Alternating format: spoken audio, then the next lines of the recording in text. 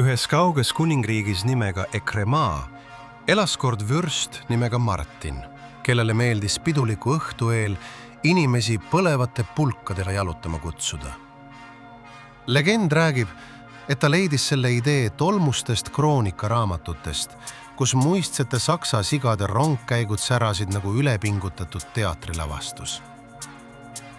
Aga vürst Martin seisis iga kord lossi rõdul ja kuulutas: meie ei ole mingid saksa sead. Meil on lihtsalt väga tulised jalutuskäigud.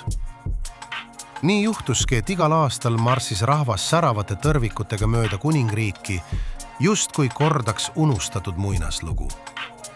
Ja ehkki sarnasus muistsete pruunide sigade traditsioonidega oli nii silmaga nähtav, et ka pime öökull muigas, kinnitas vürst Martin alati: meie lugu on täiesti uus.